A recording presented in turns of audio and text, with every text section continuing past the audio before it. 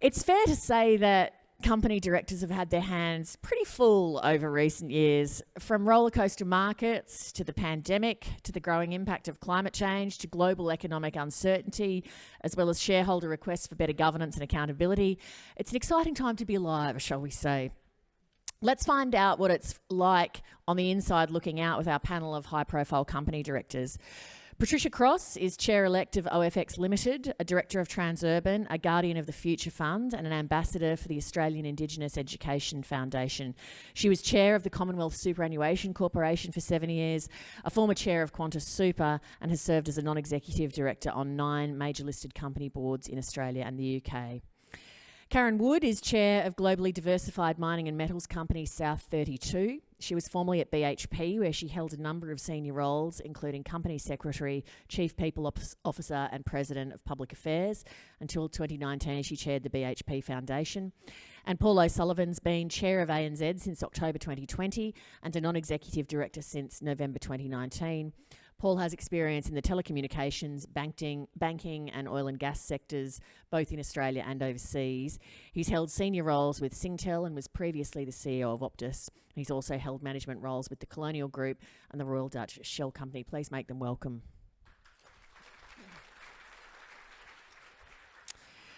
Also, if you're participating with us virtually today, the app has now been sorted out in terms of its Q&A function, so you can submit questions either via the app or the online hub. And as with our earlier sessions, there'll be time for questions at the end, so please make a note as we go and we'll come to the room and I'll be able to ask questions from the app as well. So thank you to all of you for coming to speak to us today. The first thing I wanted to start with is the pace of change that we've seen globally in the past 2 to 3 years and the way the world's grappled with those changes. What do you think is here to stay in your businesses? What is the new normal? Let's start at this end and go along. Thanks, Lee, and thanks to everyone for having me. I think the most important issue is social license. The actual recognition that the way that we behave in the entirety of our communities is critical to the long-term viability of companies. And I think that we as investors have a huge responsibility to do everything we can to keep that top of mind. And I'll probably have more to say about that later. Paul? I'd agree with that, but I'd also add, I think the pace of disruption wherever you are. And just look at financial services. You know, the technology is now facilitating players to come in at different points in the value chain and disintermediate. And the pace of that is increasing. So the challenge, particularly at a board level, is how you get the right balance between running the business today and ensuring you're getting the best possible result from that and preparing for the disruption that's coming your way tomorrow. Karen? Thanks, Lee, and good morning, everybody. Look, I don't disagree with either of those two reflections. I think that's absolutely right. But I guess I'd add to that there is now an expectation that corporations are purpose-driven. People want to know what the purpose is, and they want to see you conduct your business in a way that's completely consistent with that. Paul mentioned the pace of disruption. Pre-COVID, something that I heard a lot from businesses was that it was difficult to make investment decisions because of political uncertainty and constant chopping and changing around policies, even when the same government was in power often. COVID has, of course, entrenched uncertainty. You talk about the pace of disruption and technological change, Paul. So do you think now that businesses have to make investment decisions with a built-in expectation of permanent uncertainty, and then how do you make decisions in such an environment, Paul? Yeah, I think it's interesting to reflect on a few things that have actually happened in that context. I mean, if we look at climate, for example, there was a lot of uncertainty around policy settings and a lot of change globally versus what was going on locally. I think what you saw was that as businesses, we had to look at what matters to our stakeholders and to the community, and not just a government. And in fact, the biggest single thing coming out in our surveys of what was materially important to our stakeholders was actually climate and sustainability. And that's an example where I think business got ahead of government in terms of what we did and how we've embraced change. So I think you've got to look, not relying on government to do things, you've got to look at your customers, your stakeholders and so on, in terms of the decisions that you make. I think there's another balance you've got to make though as well, which is, you're investing in businesses that have a business model and status quo today, but you're also conscious that there's a tremendous amount of change happening, and you've got to invest in some of that for tomorrow.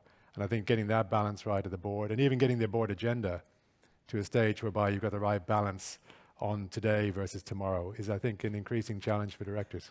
So does that mean, for example, you have to have more frequent board meetings because you're more likely to have to tweak things?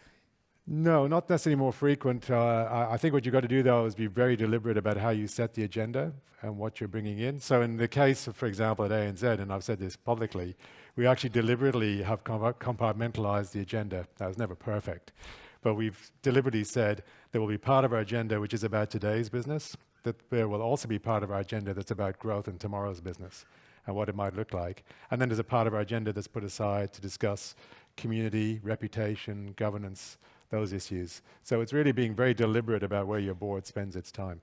So Karen, how do you think about business decisions, investment decisions in a climate of constant uncertainty and rapid change? Lee, I'd go back to the comment I made earlier about purpose and then designing a strategy that meets that purpose. But of course there needs to be nuance and flexibility about the execution of that, because you're absolutely right, we do live in an environment of enormous change. But I guess, the sector I come from is cyclical in nature. We go up, we go down, and we have to be fleet of foot as we're thinking about investment decisions in that environment. So it's inherent in the work that we do that there will be change. If I think about climate and the way in which the resources sector has had to grapple with those issues, there is no doubt that business has been way ahead of at least the Australian Parliament, on that front. And we have to do that to be and remain investable. And the people in this room have been telling us for years, if you want to invest in us, you need to be ahead of the game. You could probably argue, as well as business leading on climate change, that they possibly have as well in terms of issues like diversity and inclusion in the workplace. Because say, for example, if you compared most workplaces, not all, but a lot of workplaces to, say, federal parliament, there's been definitely better diversity and inclusion in the private sector. Undoubtedly. Patricia, how do you view the issue we're talking about around disruption, constant uncertainty, and how businesses actually make decisions in that context? It's really interesting for me because I started my career in banking in 1981, something like that. And that was quite a staid industry, but almost from the very beginning, it did start to go through significant change because the 80s, we saw derivatives. I was part of that original, founding of derivatives, the Big Bang in London, the system opened up. So banking started to get more and more disruption early on, long before technological changes.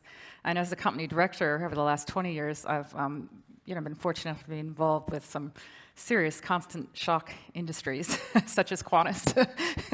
And I think that, it's incumbent on all of us as directors and investors just to expect that there will be change. And when we're looking at where we're going to invest our capital, whether as investors or as company directors, we have to think about the strategic longer-term issues that will impact on how we best do that.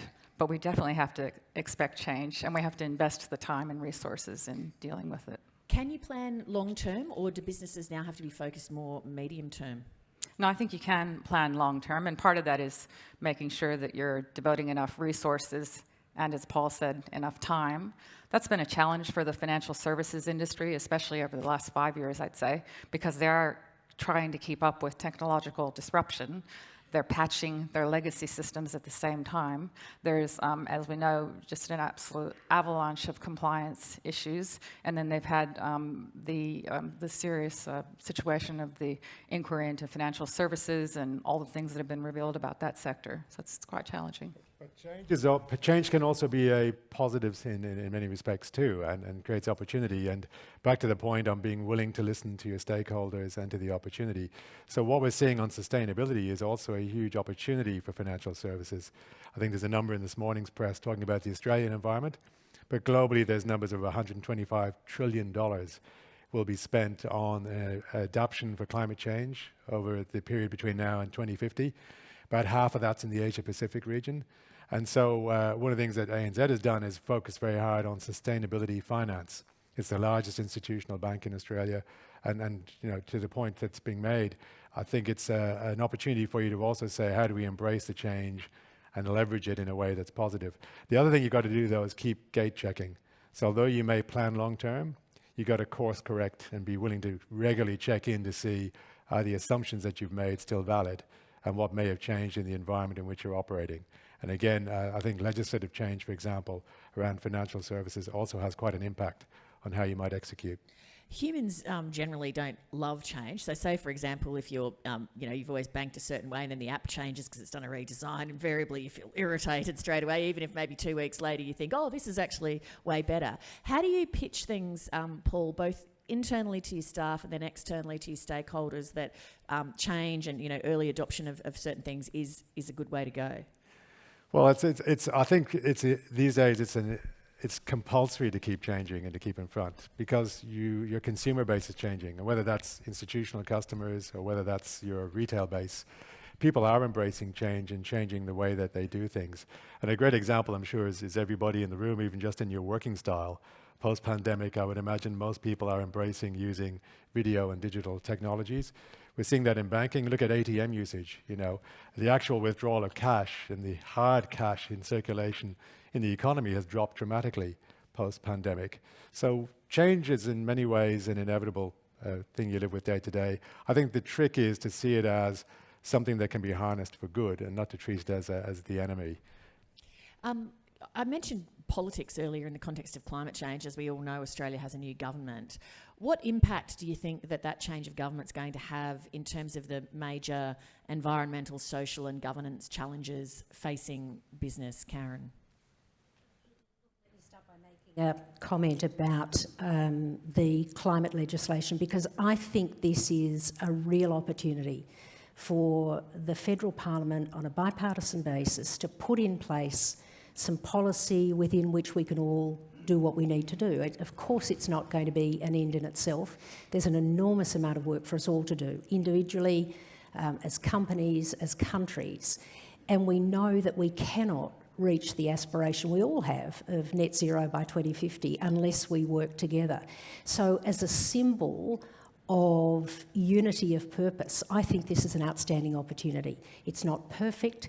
There'll be more work that has to be done at all levels, but I would love to see that piece of legislation for which the new federal government has a mandate pass.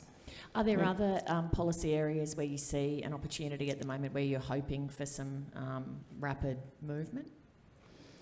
Look, I think in this broader sustainability space, there are a number of opportunities, and we heard a number of references this morning about what is on the agenda. But I guess, when I think about some of the issues, and one of the conversations earlier today was around sexual harassment, safety. You raised it, Lee, in the context of the federal parliament. I'm not actually sure that more policy and more procedure or more regulation actually gets us to where we need to go on that front. I think there are, if I use that example, real lessons from the way in which the resources sector came to grips with safety a couple of decades ago, where we recognised that we really needed to make personal safety inherent in the way everybody went about their work. So, if you think about sexual harassment and the psychological safety of workers, for example, then making it possible for people to deal with those issues in the same way they dealt with physical safety issues. That is, we give everybody the right to raise these issues. You can stop work in the resources sector. If there's a physical safety issue, you should be able to do the same if there's a psychological safety issue. So I'm not looking to the federal parliament for the solutions on these issues, but rather I think a commitment to encouraging business and the broader community, of course, to address these issues in their own workplaces. Patricia, where are you seeing the opportunities with the change of government? Yeah, do you mind if I just add to Yes, that? go And for in it. speaking about that, public policy is incredibly important, of course, but it operates within an ecosystem of which we all are part, whether we're investors, company directors, companies, organizations. And part of the system is that we have to try to influence and encourage government to do the things that need to be done. And if government seems to be headed down a path that's not so sensible, it's also part of our responsibility to have a chat with them about it. And I love the way that Louise put that earlier when we were just discussing that continuous, it is an ecosystem, basically. So in super, we have lots of views on your future, your super, but we need to make sure going forward that an unintended consequence of that is not that climate change gets ignored. Which it could very easily be if you're chasing that median return and trying to stay right up there a little bit higher than the passive return. So I think that government needs to consider that, but I really think it's our responsibility to continue to encourage, no matter what the government is, the changes that we need. Paul, how's ANZ viewing the change of federal government and where the opportunities lie and where you'd like to see action? And obviously, it goes without saying we're apolitical, so we'll work with whoever is there. But if I look at what matters in the current environment, I think policy certainty, finally getting some clarity on where we stand on sustainability issues. I think one of the very helpful things we're seeing evolve in the commentary, sometimes it's good for someone in opposition to now have the challenge of governing. So we're starting to get, I think, a more rational debate about the transition. It isn't about simply walking away overnight from certain sectors. We need to manage the transition to a zero or carbon future. So I think that's an opportunity. I think level playing field. I think as we look at things, competition drives benefit for everybody, even for those who are the initial victims of it, because it just forces everyone to lift their game. So I would be hoping we'll see a strong focus on that. And then I'll be potentially controversial in the room, or maybe not. But I think reconciliation is a big deal. I think subconsciously, if you think about it almost in a family sense, if you've got a member of the family who's been severely disadvantaged, who's been badly treated, it seeps into the psyche. And I think addressing that issue for us as a nation and giving us a sense of pride about how we handle that topic, and hopefully a sense that we can move forward in a positive way, I think that has a huge potential for who we are as Australians and how we feel about being Australian. I'm sorry, I'm really glad that you brought that up, Paul. Yes. And can I encourage everyone to look at the Australian Indigenous Education Foundation website? South 32 is active and supporting. It is just so important for all of us as Australians and in this Australian community to recognise and encourage and support the Indigenous community. And I also just add to that, because that is such a critical issue for us at the moment. I was really struck, and I know a number of people in this room, I'm sure, saw the same interview with Leah Purcell recently, and she said, if you call Australia home, irrespective of how long you've been here, then this is part of your story too. So embrace the magnificence of it. And I think that is an opportunity for us as a nation. I know we haven't seen the model yet or what the referendum question will be around Indigenous recognition, but do you think, therefore, Paul and our other panel members, that there's going to be a role for the private sector to play in having a very forward-facing role in encouraging the public to vote yes? Another wonderfully controversial topic, and actually we spent quite a bit of time on this. Some investors will say, what the hell are you guys doing having an opinion on what are really political and social issues? And others will say, actually, it's really important that you have that view. So we do actually have a very deliberate process at ANZ. In fact, we spent a bit of time at a recent board meeting on this, in that we have created an ethical decision-making framework, and we've worked with the St. James Centre on that. And we've asked ourselves, what are the topics on which we have an obligation or a right to comment publicly, and what are those in which we don't? And really it comes down to things that we think are really important to the well-being of the community in which we operate, and we are bankers, so how the community goes is how the bank goes, or things which are very important to our customers or our staff and have a material impact on them. And I think this is absolutely one of those. So I do think the private sector has an important role to play. We are a supporter of the voice, and we've been very open in terms of that. I think also in the way that we employ and train and promote people, and that's to do with diversity in all of its respects, whether it's women in leadership through to the Indigenous communities. So I absolutely believe we will have a role on that particular topic, but I'll also be clear, there are many social topics on which we don't have a right or an obligation to comment. How do you think about that, Karen? I'll just come to you in a sec, Patricia, about issues that you should weigh in on or not. Yes, and there's always a decision to be taken on that. On that particular issue, South32 has been very public about supporting the Uluru Statement from the Heart and the Voice to Parliament. But this isn't a remote issue for us. I mean, Kelly made the point in her comments earlier today about the fact that the work the resources sector does is on someone else's land, and a huge amount of that is on land for which traditional owners have very special connections and rights of occupation. So we cannot do our work unless we're doing it in a way that takes those considerations into account. I mean, our company has 10 agreements with Indigenous communities around the world, 3 with the Ndiliakwa people on Groote Island here in the Northern Territory. And so our relationship with those communities is absolutely fundamental to how we do our work. So it's an easy decision. But of course there are other matters where we do need to weigh up whether we have a stake in a corporate position on the matter as opposed to positions of independent and individual views. Patricia? Hello. I think it does get back to Karen's initial comment about purpose-led organizations, and people do want to invest in purpose-led organizations, and they want to be customers of purpose-led organizations. So that's where it gets tricky, and I do agree with Paul that we do need to decide which matters are important to weigh into and which matters perhaps we can hold back. But I think there's an increasing and evolving expectation that we will be more and more transparent about what we think about these issues.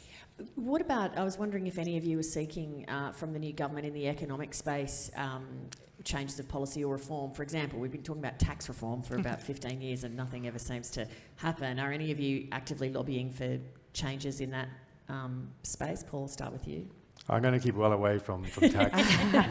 can't win on that one. Okay. Anyone else? I'm happy to comment personally and not on behalf of any of my companies. You can tell by my accent, I come from that type of background where I was trained with the laugh record and all that stuff, much of which has been repudiated, but there are very strong points to be made for Australia trying to have a corporate tax rate that is attractive to make sure that we have the best businesses and the best talent and the most opportunity, because a strong economy gives the most opportunity for all Australians. I think, if I can jump in as well, I think actually in a broader sense, the bigger challenge for legislators now is keeping up with the pace of change. I think in many cases it's fallen behind. In financial services, for example, the lack of regulation of buy now, pay laters, and now the wake-up call suddenly that actually it does need to have some degree of regulation. In telecoms, the fact that there's been a free ride for all of the over-the-top players who are making vast profits, and you're expecting the Australian taxpayer to build the NBN or the Australian telcos to fund their capacity.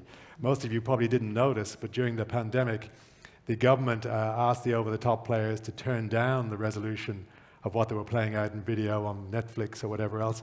None of you noticed, but it reduced significantly the amount of capacity being chewed up on these networks by those players who pay nothing for it.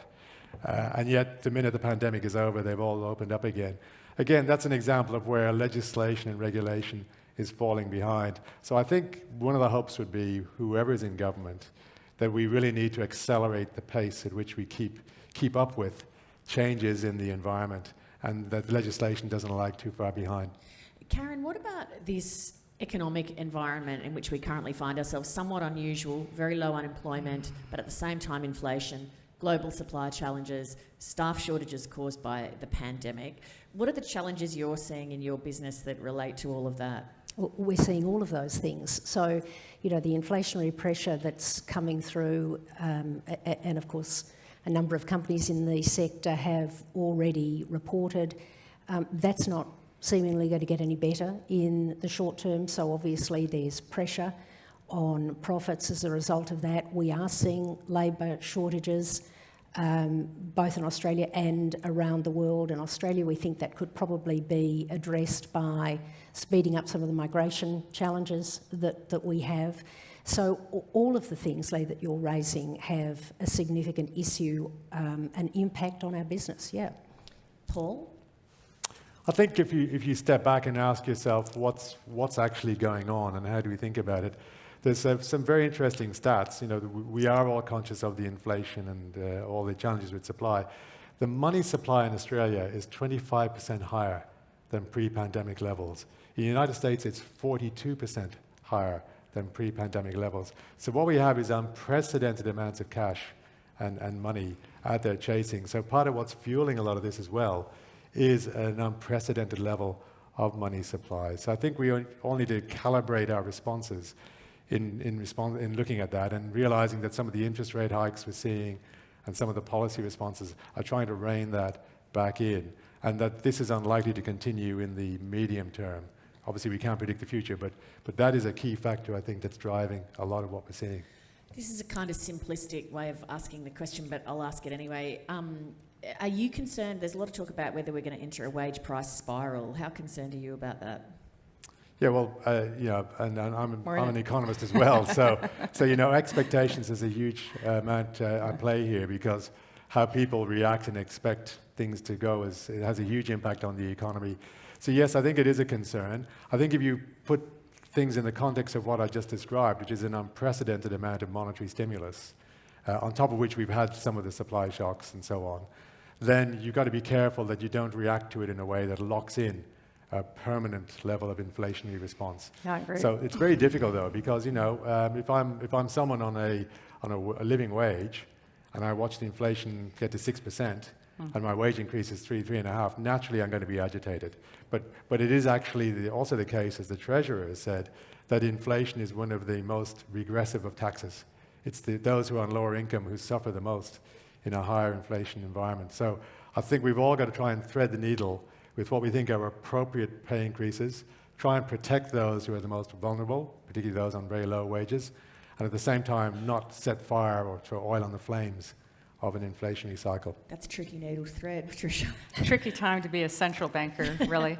Money supply is a real issue. It's not easily solvable because just to buy it all back is very expensive, and not many governments can afford that. Many of us remember how deeply unpopular Paul Volcker was when he was cutting back money supply and putting in austerity measures. And so public policymakers have to balance out what they do about money supply and then the use of monetary policy in terms of rate hikes. I think that we are witnessing a spiral in wages and inflation. The question is how sustained that inflation will be. One of our big challenges is to diversify how we source any type of resource, and that became very clear with energy, especially with Ukraine exacerbating that, but it's also in terms of people and how we, if you think about boards, how they plan ahead for doing that. Something I've heard a lot about in recent years at conferences like this and other business conferences is about the declining public trust in institutions. From the media to banks, churches, you name it. And I've seen whole panels dedicated to the question of how do we win back public trust. And something that's always puzzled me is it feels like it should be a very simple answer, which is do what you say you're going to do. So if you say you're going to look after people's life savings, don't erode them with excessive fees. If you say that you are going to insure people for their health, don't then turn around and go, oh, well, not for that condition, or we're not going to pay the full amount. If you say you're going to look after people's children, well then, don't abuse them, and so forth. And yet people do constantly, it's kind of a recurring theme, in the news, that you see these kind of incidents happening all the time. I wanted to ask each of you, what do you think a corporation needs in its culture to have a mindset of genuinely looking after its customers or clients, not simply doing what it needs to do in order to meet its compliance or governance obligations? Patricia? Well, people who know me know that I do feel that any company that behaves well towards its employees, its customers, the community at large, considers all of that in any of the actions they take, including executive remuneration. That's one of the most important things they do, and I don't think there's any conflict whatsoever. Even the AICD has come around to recognizing that the larger remit of boards is to the comprehensive set of stakeholders, very much so customers, but as I said, your employees and communities as well. So we now have, QC legal opinion, Brett Parker, saying actually, go out and do the right thing, because you'll be having much better returns over the longer run. I've personally always thought that. Paul? I think if you're sitting on a board, obviously, our role is not to manage the company day to day, but to make sure we're creating the governance and the right environment. I think it's a truism that you need to be purpose-led, but you can't execute on that properly externally if you're not executing on it internally. The way you treat your staff, in particular how your frontline is looked after. You know, in our case, we've said our purpose is all about ensuring that the communities in which we operate thrive and that we look after the financial well-being of our customers. That's very good. When someone on the front line goes to do that, do we facilitate it or do we not? So those are the sort of things as a board director that I get exercised about and want to understand. And the ways you look at it are things like customer complaints. You want to go and spend time with your frontline staff.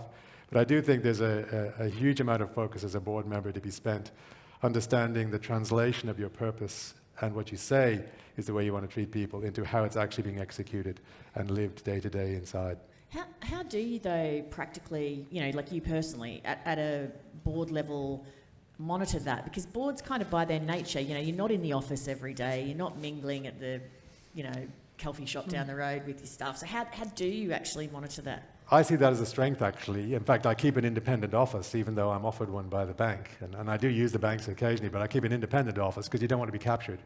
You want to have just that little bit of distance in terms of how you look at things. I think you look at the metrics. So there's a lot of things: customer complaints, engagement scores. You know, I look in particular at people's confidence and comfort in being able to speak openly, escalate or elevate issues. You have a look at what's going to the ombudsman and what sort of issues are getting through the system. And then you do need to spend time, unannounced ideally, going to the front line. COVID's made that very difficult. But you know, it is turning up at staff events occasionally. It is getting out there and spending time visiting a branch or whatever. That's really important stuff to do. So if you visit a branch, do you go in and go, "G'day, Paul, I sold my No, no, definitely not. And indeed, with any of my hats on, the last thing you do, I even pay my own phone bills with Optus, right? Have for years, even though they're staff plans, because I want to see what it's like to be a customer.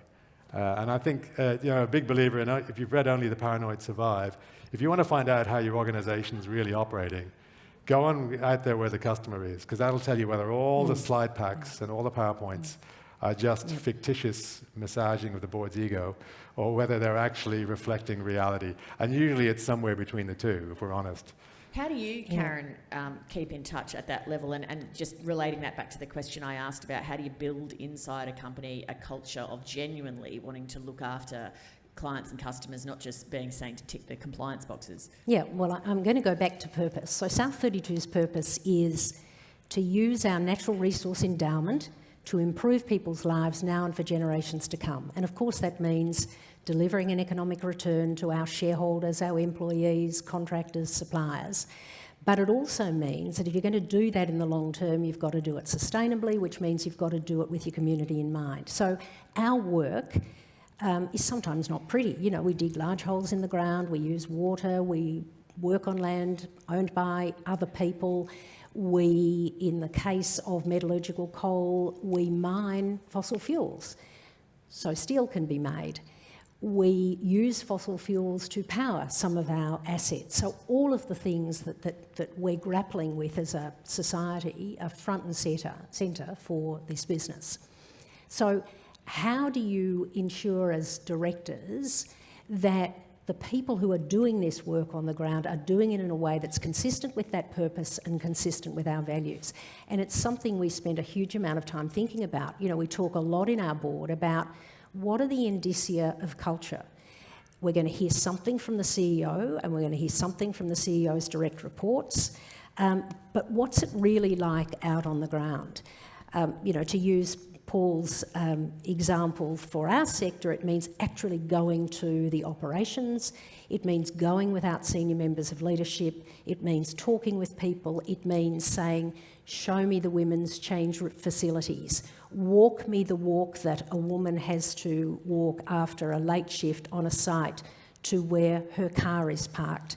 Tell me how many men are using parental leave, for example, not just the women. So it's constantly asking yourself, how can we ascertain whether what we're hearing in head office is what's going on the ground? Because, of course, what we're hearing in head office is a commitment to operating consistently with that purpose and our values, and we need to find ways to constantly test that. So how do you, Patricia, test that and make sure that you're getting the full story? I think the first point is to make sure that the board is very clear about its expectations and that the board walks that talk. And part of that's the levers that you use, including training and the resources that you put into it. And the board should go through all of that training and have the same expectations of itself and make it clear that's what's there. I think that I've been captured by most of my organizations, anyone that I'm with more than a year. The nature of something like Qantas, Viva's a big insurer, all the banks that I've been involved with, they're very customer facing, and it's hard not to get very involved in the niggly detail of the business, but I think that's a good thing. Successful organizations that I've seen in this do a lot of management by walking around, so the directors do get around. They don't always announce when they're going. Customer functions are incredibly important, and a mixture of customer functions, so not just targeting the big end of business. Getting out and talking to stakeholders like government. We had a recent Transurban trip where we saw, the governors that are very important to our business, and getting out into the Westgate Tunnel, you learn more things in one day than you will learn in a whole year of board meetings. Patricia, there's been a focus on the absence of women in senior roles on boards and in C-suites for quite some time now. Are we still making progress, or has it hit a ceiling? We are still making progress. So for those of you who don't know, I was the founding chair of the 30% Club in 2015.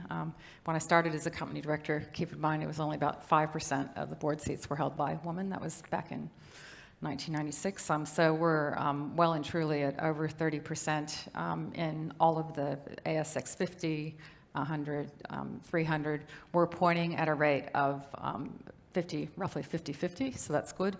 And many chairs, and including me, have a target of getting to 50-50 on the boards if we're not already there. And the few places that I have chaired have been 50-50. They either weren't at the start but were at the end.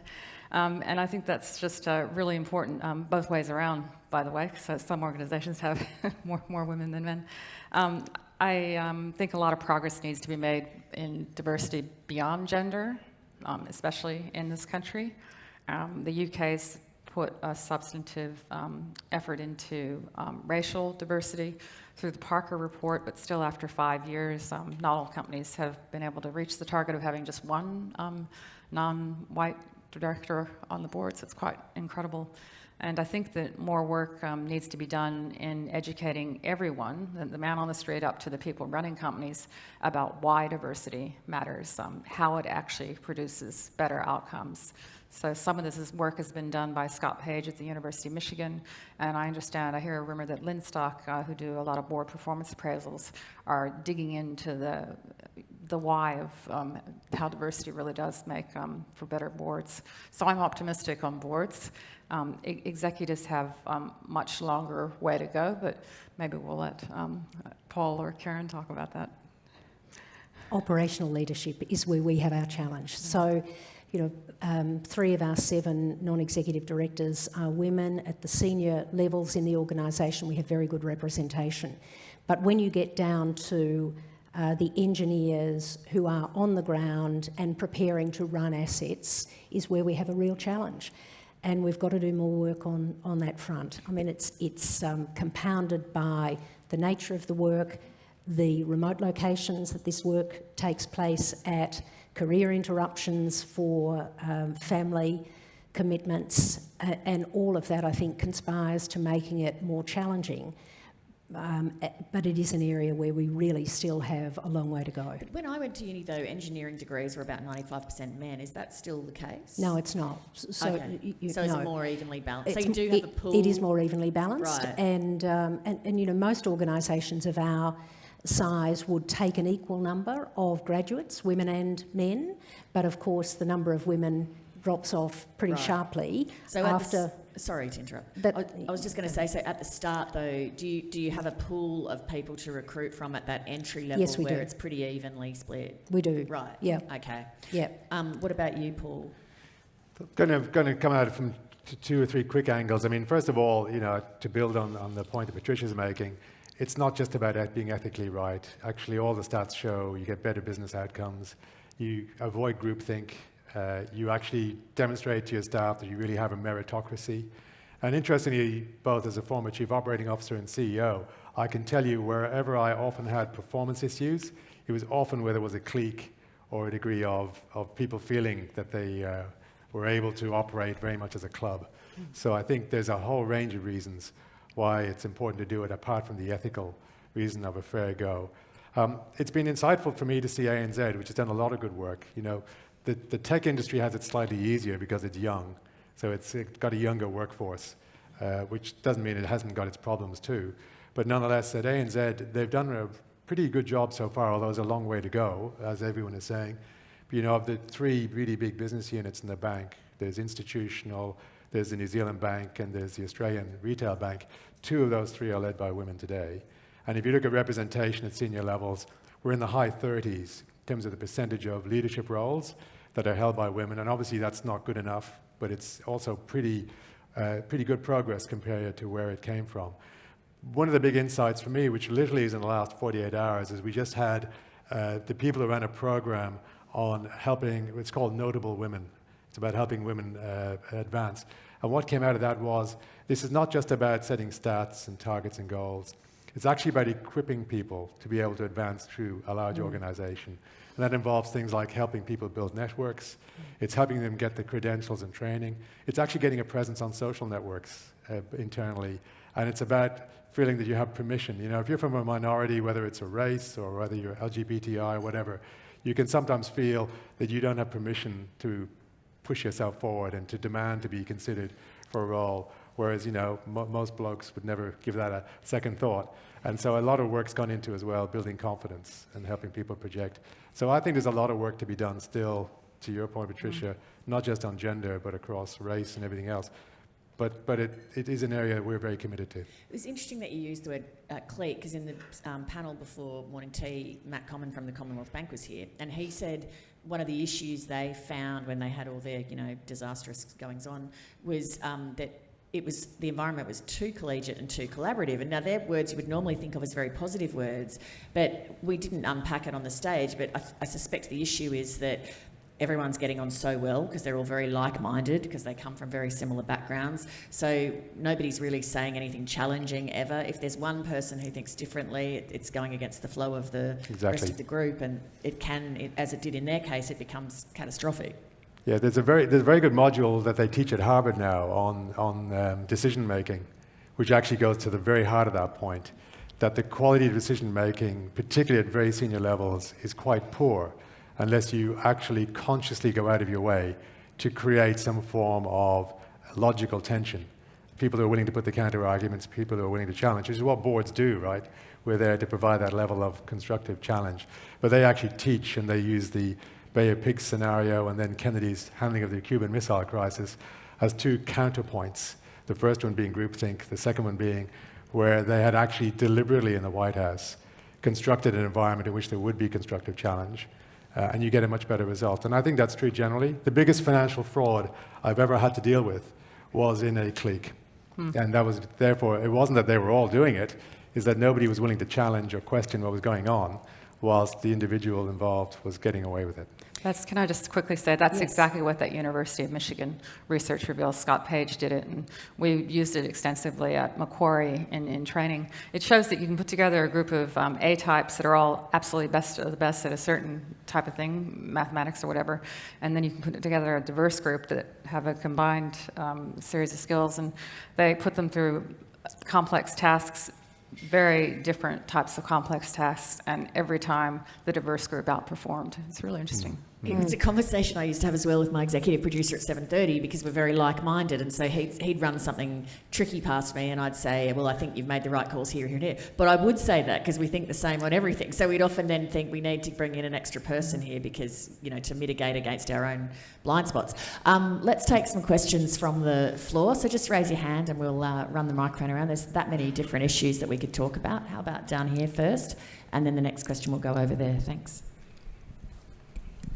Hi, thank you. Gemma Porter from Aware Super. Just a quick question.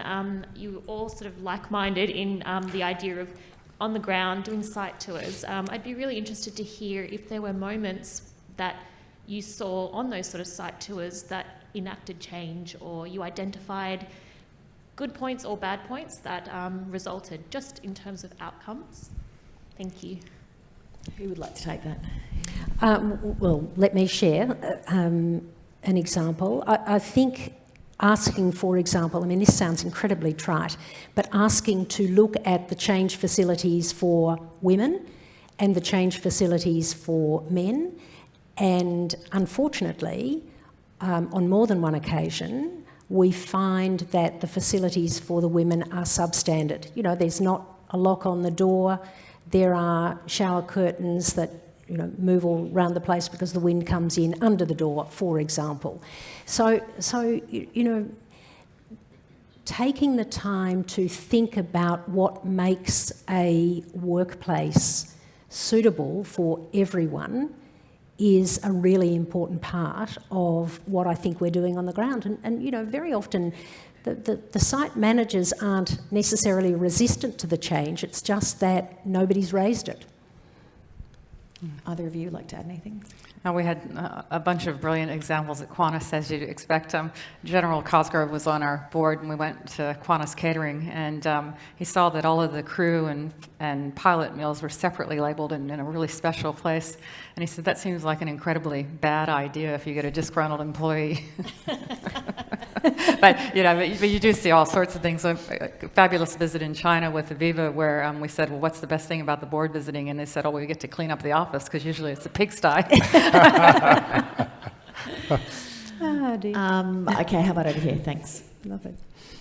Thank you. Claire Molinari from Care Super. So, Karen, I wanted to ask you another question, because I like these live examples you're giving. My sister is a fly-in, fly-out geologist, and I'm actually quite nervous. She started a new job, and I'm worried about the safety side of things. So I was just wondering, can you give me some tips to give her, the sorts of things, best practice things that come up to the board level, really? What would you say to a female amongst all males in the outback? How can you protect your personal safety? Oh my goodness, Claire, what a responsibility you've given me.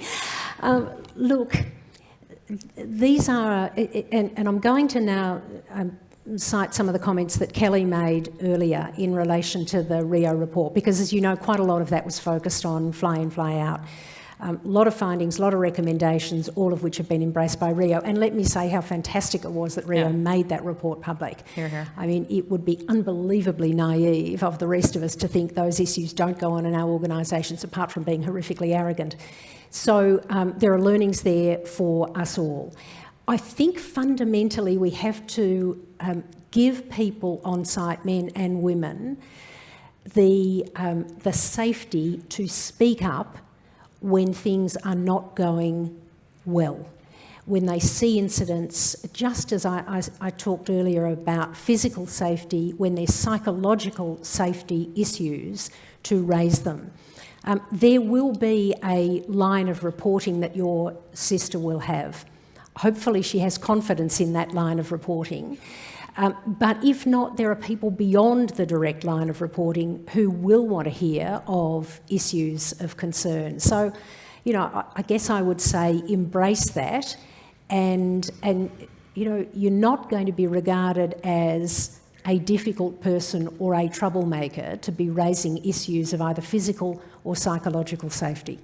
And we need your sister to stay in those jobs, because that's where we get the diversity that Paul and Patricia have been speaking about, that makes such a difference to a productive and happy workplace.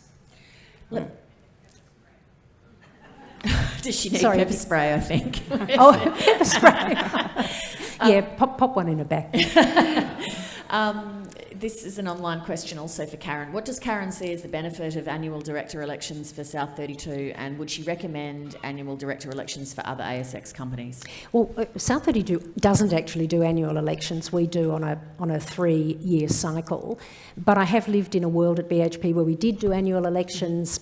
I have no difficulty with that. You know, I think I hear a lot of people say, yeah, but if you have annual elections, the board is not going to be focused on longer term issues. That has not been my experience. So, you know, I think there's merit in in both scenarios, frankly. I mean, shareholders have a real opportunity these days, much more than they have in past years, to express a point of view through, of course, the election of directors, through the remuneration report, and now through a say on climate, which most companies, I think, inevitably will put to their investors. So the opportunity to express a point of view and have your voice heard is loud and clear. You don't necessarily need to do that through annual elections, but I have no difficulty with that. Patricia, do you want to add something? Personally, and not speaking on behalf of the Future Fund or anyone else, personally, I think it's fantastic. I was the director of Aviva PLC, UK-based, for 9 years, and I think it's incredibly important to focus the board's mind on the performance of each and every director every year. And it worked really well, and I would definitely be in favor of it. And I know that it's a bit controversial among some, but I think it does get a better outcome. I also like the fact that investors in the UK have said that if you're hanging around on the board of a company for much longer than 9 years, you're not deemed to be independent. I think that's also a very welcome measure. Paul, just on that point, before I go to another question from the floor, how do we get more people into the pool of directors so we don't see the same names pop up all the time on keyboards? Well, and I think, well, I was going to say, actually add as well, Lee, I think first of all, I think there's often a misunderstanding of the role of directors today, probably not in this room, but actually it's pretty hard work, and there's a lot of work to be done if you're going to take on a director role. And so directors do spend an awful lot of time immersing themselves in the detail of the business and in understanding the key drivers of performance and in understanding the culture and so on. So it's not a part-time sort of semi-retirement role. It's a very active and engaging role, and I think that's very important. So in recruiting in people, you do need to be confident that the people you're bringing in have both the capability and the desire to immerse themselves to that extent. I think it is important to have a good mixture.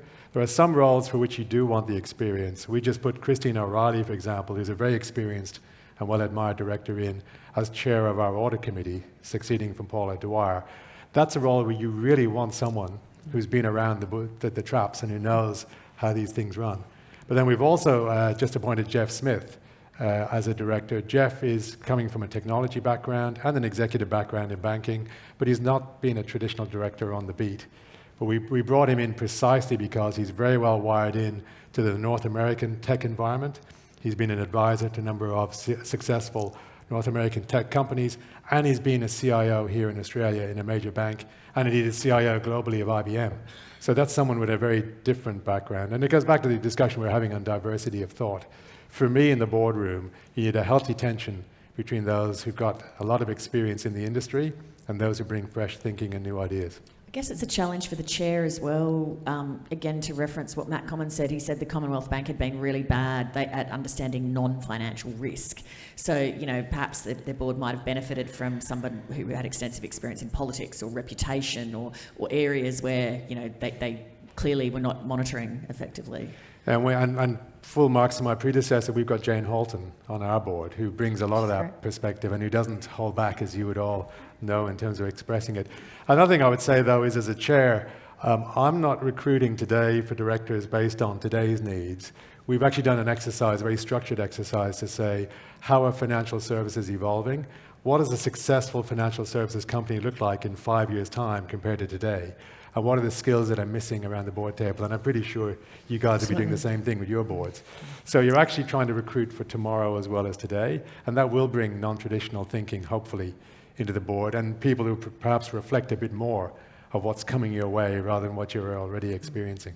Let me look over to the far side of the room where I've been ignoring people. Yep, g'day. How about we'll get some microphones over here? So why don't we go... Oh, you've got one. Yeah, great. Thanks. Thank you, Lee. Firstly, Naresh Subramaniam from PwC.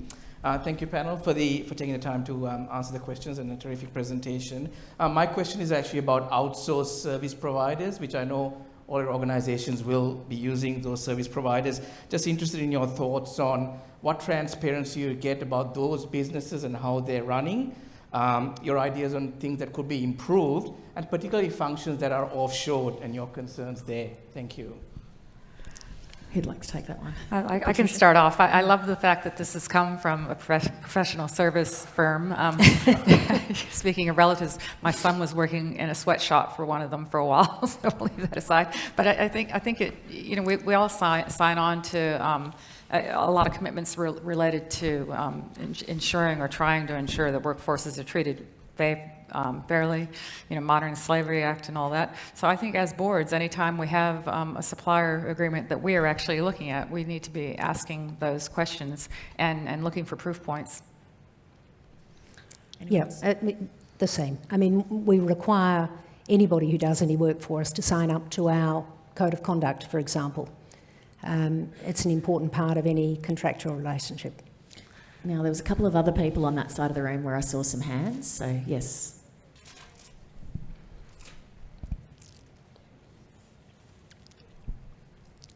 Hello. Yeah, that's it. Hi, it's Selena Chu here from Australian Super. Firstly, thanks very, very much, Patricia, Paul and Karen, for bringing the discussion on diversity beyond gender. My question is actually on environment. So what do you see is the role for the companies that you're on the boards of in supporting Scope 3 emissions reductions? I can start with that. Go if you for it, want. yeah. So if I think about Transurban, for example, because they obviously have a big Scope 3 with the customers, we can't directly control what customers can do, but number one, we can help our roads to be, and then the way that we practice our business to be more carbon efficient. And number two, we can encourage better customer behavior.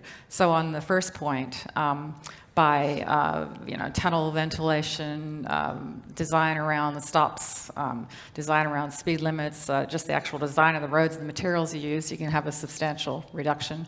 The time that can be saved by customers is also a big impact. So there was during fiscal year 21, I think it was something like 2.5 trillion carbon and dioxide emission equivalents in savings from just a time savings on toll roads. So I know that sounds like a terrible ad for them, but not just for Transurban, but if you think about other companies as well, that's quite a big impact. But the second thing is on customer behavior. And I'm very excited about the newer technology that is in cars these days, whether you know it's in your car or not. But the government and any company that's operating roads gets very good data in an aggregated basis about customer behavior and where the pressure points are on the roads. So, we can influence customer behavior by trying to make sure that they're at the right speeds or making the right decisions in certain points through signage or whatever. Another example is Qantas, that I'm no longer associated with, but the green initiative that they're going through. I hope a lot of people have signed up for green status. That's a way where, they can't directly determine how much of an impact a customer is having, but they can encourage them to have better behavior. I think I would encourage everyone to think about this also as a journey. So, and indeed, it's a journey that's picking up pace. So, if you look at how things have progressed over the last 5 to 10 years, they've actually moved remarkably. ANZ was one of the first banks to sign up to the TCFD, the first bank in Australia to sign up to the Net Zero Alliance. In the last 2 years, we've begun disclosing the emissions intensity of our loan book in institutional. So we started with power generation, now we're disclosing commercial property. We've committed to work through our book over time, and we watched other banks now start to emulate what we're doing. So I think what we're doing as a society and as businesses is developing the muscle, developing the capability to do these things. There are lots of challenges around Scope 3 emissions and how you measure them and report them, but I think we're moving in that direction, but I just think it's going to take time as we migrate and move practices in that way. Probably got time for one more question, so let's see if there's anyone over here, and we'll make that our final question for this session. Hi, I'm Ros Mackay from CBUS. I'm just wondering whether the panel has a view on whether UK-style rules on diversity and ethnic diversity, more broadly, have a role to play in making progress on diversity in Australia. Maybe Patricia, do you want to take that one? Oh, I think you already know that I feel very strongly in favour, so I might let one of you answer as well. Sure. Yeah, I agree. I mean, I think that's absolutely the right way to go. I mean, South 32 is blessed because it operates in South Africa, Mozambique, Colombia, North America, Chile, Australia. So we have obviously huge diversity in our employee and management ranks and around the board table, and we see the value of that. So codifying that in a way that actually delivers it more broadly, I think is going to get us to the sort of more important outcomes that Paul spoke about earlier in terms of diverse decision making. Anything to add, Paul? Yeah, and I think I would support anything which encourages it. I also think if you're just a smart business person, the more your company looks like and reflects the marketplace in which you operate, the smarter you are being. But anything which can move us forward on this is good. And I come back to the point I made. It can be difficult sometimes to realize the barrier that exists for someone who doesn't, in inverted commas, fit in with a stereotype to want to go into a new environment or to put themselves forward. So we need to work hard on all aspects of making it easier for people to do that. We're going to take a break for lunch now in the Fitzroy Ballroom, so I'll see you back here in an hour, and would you please thank our panellists Karen Wood, Patricia Cross and Paul O'Sullivan.